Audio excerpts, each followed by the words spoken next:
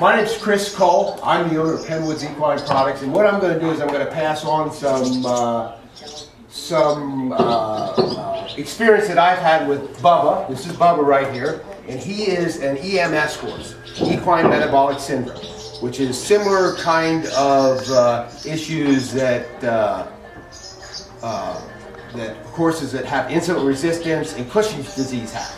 Okay, so he has crusty neck right here, sort of a crusty neck. Okay, uneven fat deposits right here across the back of his rump.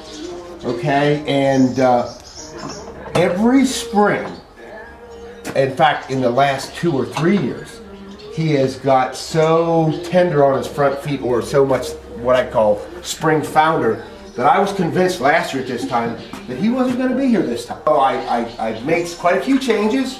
Some of them were feed related, some of them were shoe related, and a horse that I thought was going to be euthanized this year at this time, I've already ridden up on the mountain, and he's been on a couple trail rides already this year. So let me tell you some of the things that I've done. One of the things that I've done is I've changed his shoeing. What it does is it takes the pressure off the toe, and he becomes more comfortable on his front feet.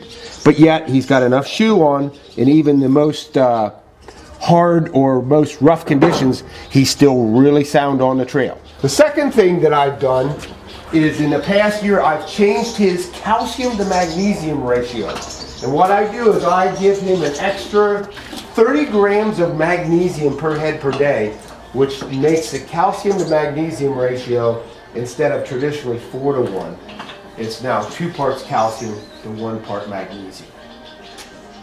He also is on a dry lot. He never gets any grass. Okay, he always gets sort of dry kind of grass, kind of hay. He doesn't get any fresh forage at all, because that's typically one of the issues with an EMS horse. They have a tendency to not be able to process certain sugars in fresh forage or grasses, which makes them have laminitis or spring founder. Okay, I've been able to get some weight off of him. Okay, so his body condition is what I think is he's not quite so heavy. Okay, when I feed him, he gets about that much oats twice a day, 1 to 2 pounds.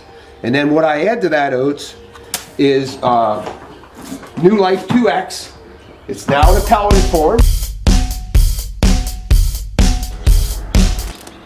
The second thing I always add to his feed was, remember, the magnesium, 30 grams per head per day. Bubba has also had Lyme's disease.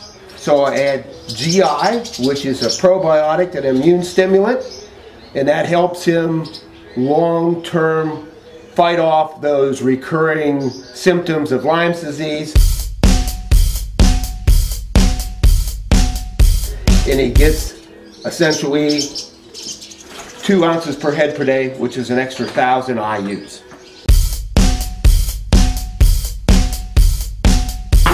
Last year this time, he was getting 2 to 3 grams of bute a day, and I could barely lead him. And I was convinced that he was going to be euthanized this year. Again, I am not a veterinarian, okay, but I'm simply relating some of the experiences that I've had as far as what's worked for me and what has not worked for me. So, hopefully he'll be with me a long time. He's 15 years old, he's just in the prime of his life.